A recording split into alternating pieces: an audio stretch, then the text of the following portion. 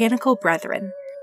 Our histories have mixed and mingled to bring us modern medical marvels, faded folklore, and everything in between.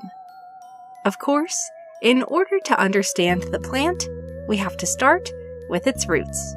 I'm M. Grubner Gaddis, and this is Rooted. Hello, and welcome back to another episode of Lightly Rooted, the part of the show where I take you on whatever unhinged deep dive I feel like talking about. This week, we're back on our Victorian lady bullshit, and like I promised in last month's episode, we're taking a closer look at the fern frenzy of the Victorian era. Mostly because I'll never be done talking or thinking about it. We are going to start with just a quick reminder for me and for you that I also studied permaculture, and I want to live in a world where we all honor and support our local ecosystems and don't play God to make whatever we want grow wherever we want to, nor do we support biopiracy or the thieving of important plants from their native regions without regard for their safety or the sustainability of harvesting them. Rare plants and houseplants are also an important part of my plant story and the lives of many people who find themselves part of this very intense and diverse community. I also want to acknowledge that for a long time, keeping houseplants as a hobby was not inclusive, and the fact that many of the spaces that do exist for plants do uphold some of those elitist mentalities and do not focus on creating open and accepting spaces remain. Those attitudes, and the ones we're talking about here today, have no home on this platform. This is a place where we respect nature, science, learning, and of course, each other. With that in mind, let's talk about affluent white ladies losing their minds to finally have the ability to outwardly be interested in something that allowed them to go outside and maybe even get a little dirty. Ferns. They walked so that someday Book Talk could run. Our story starts like any good one would.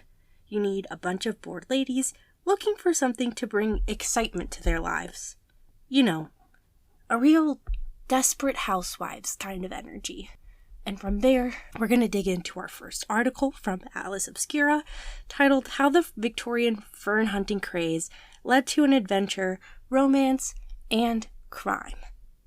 Now, the heart of this article is ultimately just kind of explaining the entirety of this, and it's kind of a great crash course in terms of like how we really got into like keeping houseplants in a way that's trendy, and honestly explains a lot about how horticulture works and how it kind of got started.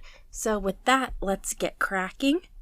So first you need to know that prior to this era of plants, like, people liked plants, obviously, but they were really seen as kind of like an outdoor thing. They weren't something we were like super eager to bring inside. Maybe some people had done it as like a big flex, but this is going to be like the first time we see like not even necessarily normal people, but like non-royalty people bringing plants inside en masse. Like, this was a big deal. And it kind of started with ferns because we didn't get them. For a long time, we were really confused by ferns. So they have this, like, they're beautiful and they're whimsical and, like, we wish we could study them more. And so they are kind of this, like, innately fascinating thing to Victorians. And it's not something, like, we don't know how they grow yet, really.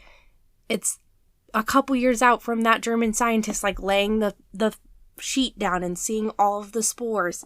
So ferns have this kind of connotation of being like whimsical and magical, but also like a little bit mysterious and sexy. And women are starting to be like, I'm mysterious and sexy. Like, don't we want to know more about women? And so then Victorian women start kind of like attaching themselves to ferns. And before you know it, they're like, oh, they're so beautiful, and I want to go stare at them. And then you have to leave it to an enterprising man. In this case, he's kind of a botanist turned business guy. I'm blanking on his name. It's like Thomas Newman or something. Unless that's the ranch guy. Sorry. Okay. Okay. He's like not that important, I guess, according to this article. But Nathaniel Ward, he's a surgeon, and he invents this Wardian case. And the Wardian case is kind of like an early humidity cabinet. It's kind of like a tiny little baby greenhouse. And this is ultimately what really made the fern frenzy possible. So ferns have captured the attention of people. And they're thinking like, oh, I love that. I would totally wear like a fern print. I want to see this. I want to see that. Wardian cases come out. And this guy is like, how do I get people to like need a Wardian case in their house? And so he has this plan. He's like, I'm going to grow a bunch of ferns. Because bitches love ferns. And so I'm going to grow a whole bunch in my house, my greenhouse, and I'm going to start selling them with my Wardian cases so that people can have these things that they're deeply curious about in their own homes. And let me tell you, the crowd went wild. All of a sudden, everybody and their mom wanted a fern in their house so they could stare at it, so they could like just lust over it. It was crazy, and they're beautiful. Like, if you've ever seen a Wardian case, something about it just makes my like eerie, dark little inner like orphaned Victorian child long so desperately for the days of typhoid fever, despite knowing that I would not survive a single second, and nor would I have access to a Wardian case. But you know what? Dare to dream. But this actually goes so far that our boy, his name's Edward Newman, he's not the dressing person. He writes a book called British Ferns to help build this hype. So truly, we're talking about marketing here, people. They're like, alrighty, we've got a product. We need to force engineer excitement. Let's write a book. And they do. And so then once they have that book of like ferns that are native to England, people start being like, oh my gosh, well, I don't just want like one Wardian case with one fern. There's like 40 different kinds of ferns I could have, all from England, all in this book. Like Pokemon, I want to collect them all. And so then they start building out their greenhouses. And at this point, even the government gets involved. They say, you know what? Maybe you didn't go to college. Maybe you don't have teeth. Maybe you have medical bills and Pirelli's Miracle Elixir. It's not cutting it. It's not helping you. You can earn more money if you start digging up ferns and helping in greenhouses. And this is where we're going to go on like a bit of a side quest, because this kind of helps to explain how we continually look at horticulture despite it not being correct. So I don't know, if you've ever worked in a greenhouse, if you've ever worked in a nursery, if you've ever worked in landscaping, you know that for whatever reason, you're kind of expected to be like an expert botanist, but people also want you to be fine making less money than they would pay like a McDonald's worker, and they get very upset with you at the cost of plants, despite you not setting them. And this attitude can ultimately be traced back to this moment in history, right? Where the government's saying like, if you're an unskilled worker, you can come do this very, very delicate, very specific kind of work where you're going to have to care for plants that are extraordinarily sensitive. If you've ever tried to grow a fern, you know, they're picky. But essentially, they're saying that's unskilled work, which is crazy because obviously you have to be very skilled to be a horticulturalist. Like, yes, it is a lot of like very monotonous, similar work, but there are so many parts of plants that you have to know, so many parts of care that you have to know, and then all kinds of additional science when it comes to like pest management and nutrient uptake. There's so many things. But ultimately, this kind of dismissive attitude has always been a part of the plant community. Of course, though, like anything else, people, once they are into it, they are into it. So picture like the most recent thing that this has happened to again is like strawberries and mushrooms. So like right now, if you're to go to Target, you're going to see you have strawberry girls, you have mushroom girls, you have, I don't know what other girls you could have, cherry girls, there's tomato girls, like we have everything, okay? Back then, it was like just ferns. And they were everywhere. They were all over cafes. They were all over dresses. You could get fern-shaped cookies. And people were like, oh my gosh, a fern pillow to go in my fern room.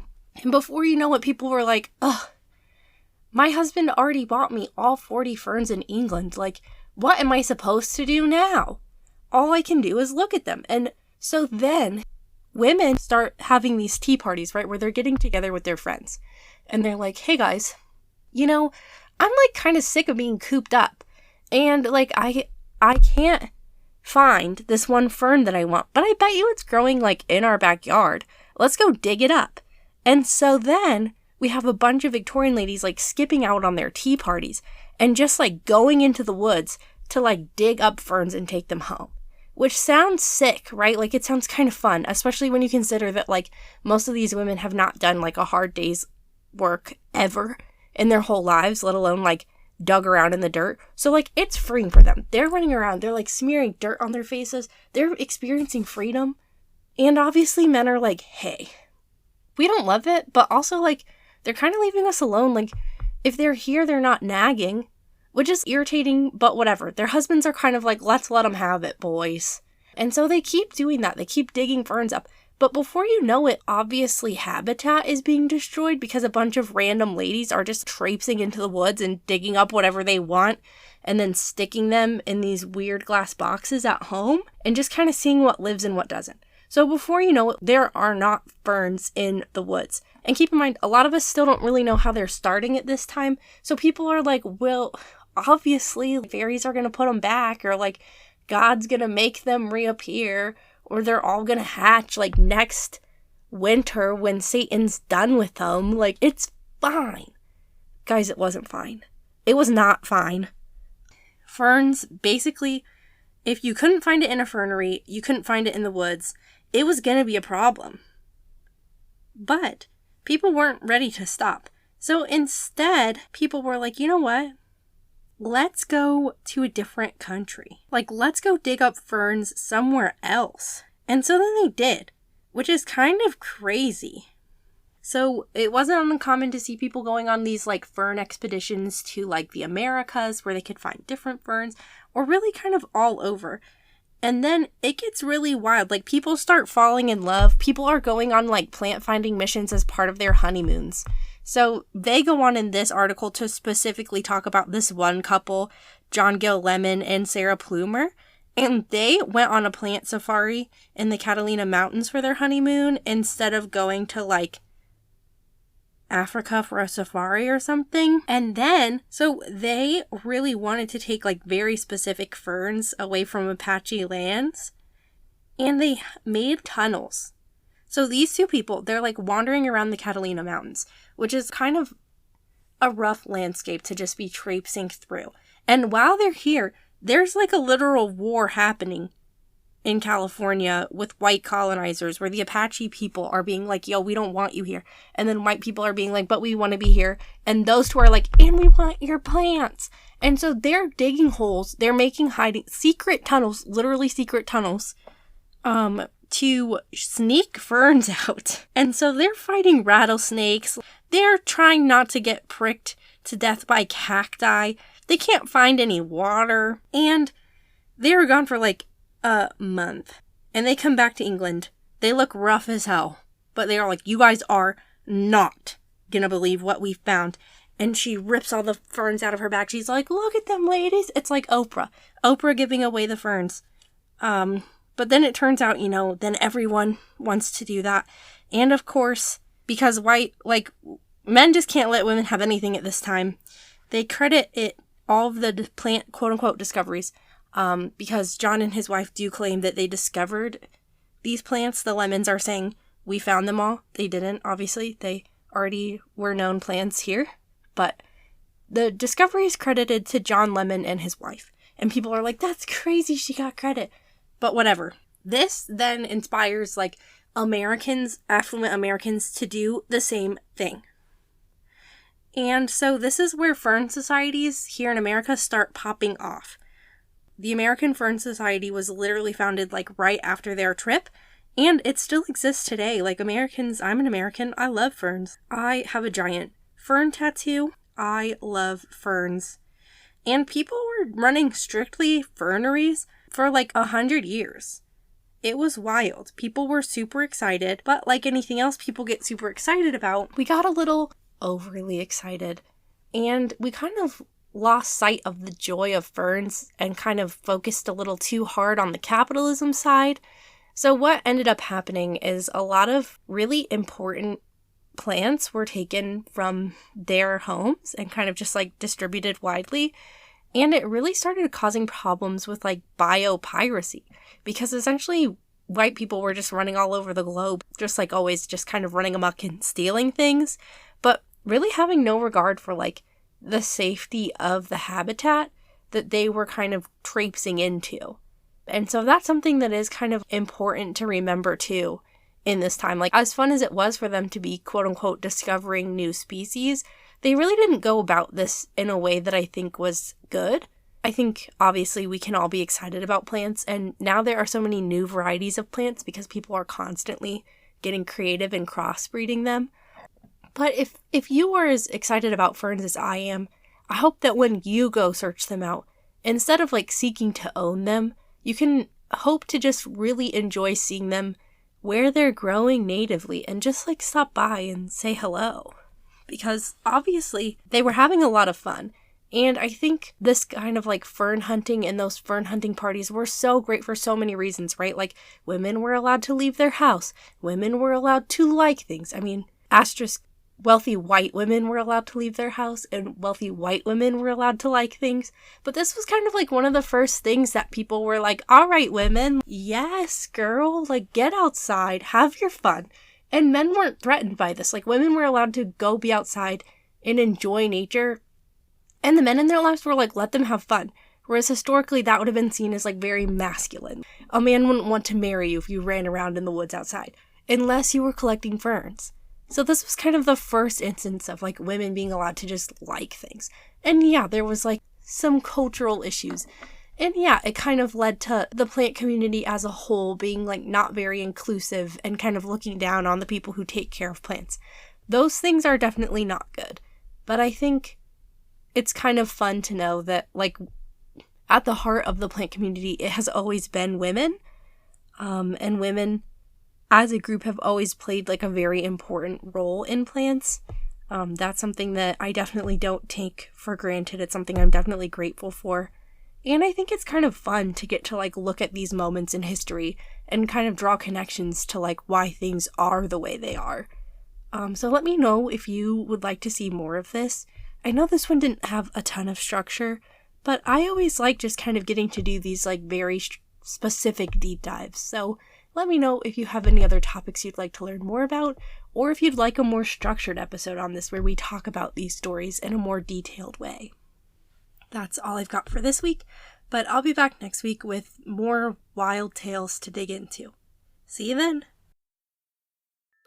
Until next time, be kind to yourselves, be kind to the earth, and just like a plant, drink your water. If you liked the show, please subscribe and consider leaving us a review on Spotify, Apple Podcasts, or anywhere else you listen. You can also find us on Facebook and Instagram at rooted.pod.